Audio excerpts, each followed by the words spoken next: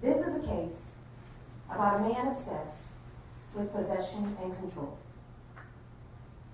He controlled his two daughters, Amina Said and Yaser Said. He controlled what they did, who they talked to, who they could be friends with, and who they could date. And he controlled everything in his household. You'll hear that he also controlled his wife. A person that he married who was 15 years of age when he married her. He was 29. She then had 3 children with him.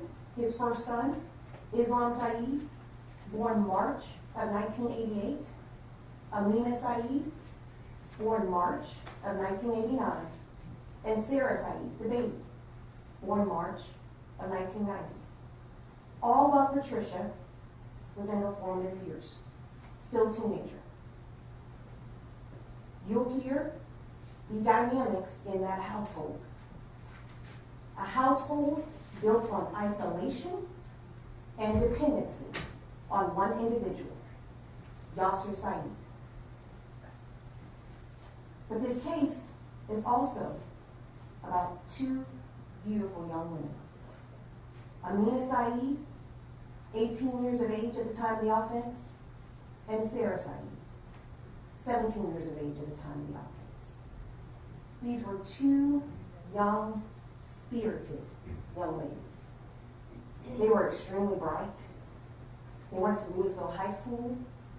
They were in AP classes, and they had big dreams.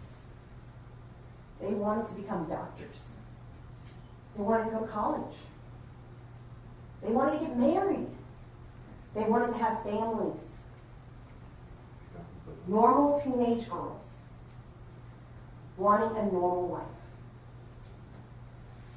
But you'll see, as they got older, and the smarter they became, and the more educated they became, and the more independence that they got, the defendant got angrier.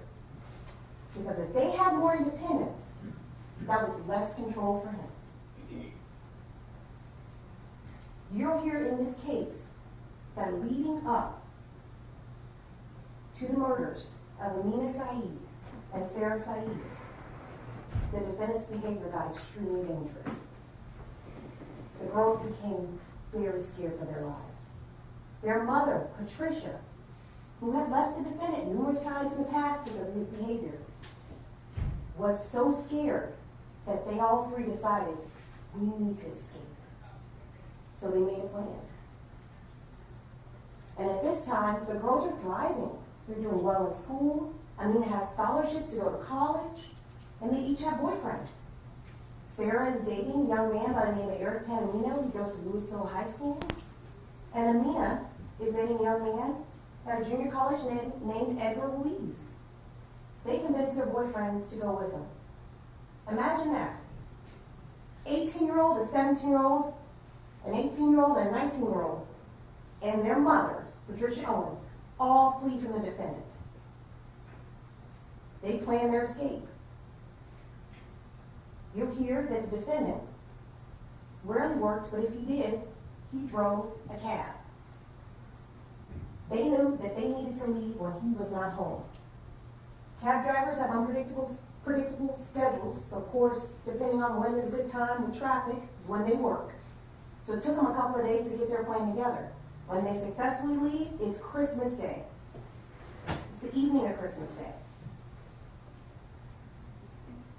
They tell Islam, their brother, we're going to go get something to drink. We'll be back, but they're gone. Edgar borrows a truck from his dad. They all leave. They go to Oklahoma. They got to get away because things have gotten so bad. What do I mean by so bad? You'll hear that leading up to the murders, the reason for them leaving was that the defendant put a gun to Amina's head, threatened to kill her. That's what made them leave. So they're safe. Our story right now, they're safe. They're in Oklahoma. Only for a few days. Because that same control and that same manipulation that the defendant has done for years has worked. And he gets them to come home. And they come home. And now he's a changed man. Now he's okay with everything. He's going to give them some independence. He's going to let them date their boyfriends. He's going to let them go to college. He's going to let them live their own lives. So he tells the mother, everything's okay. Come home. Everything's okay. And he tells the mother he wants to take him out to Denny's to go eat. So he takes Amina, the older one. She's in the front passenger seat of the cab. And he takes Sarah, the younger one. She's in the back seat, right directly behind me in the cab. He takes them to go to Denny's. Patricia, the mother, asked to go. Told her no. She needed to stay home. Ladies and gentlemen, he killed those 2 girls in that cab. His 2 daughters. You'll hear evidence that Amina was shot twice, and Sarah suffered and was shot 9 times. We're going to bring you 2 911 calls. One from Yaser Said, where she's asking for help. And she names her killer, her father, Yaser Said. Another 911 call from the Omni Hotel, where they found the cab in the taxi line. No one was moving in that cab. 2 girls in the cab. One looked slumped over.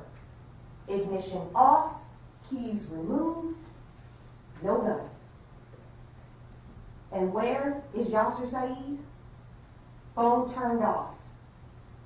In the wind. Nowhere to be found. This manhunt for the defendant lasted 12 long years until he was finally apprehended by the FBI. We're going to bring you evidence of that as well.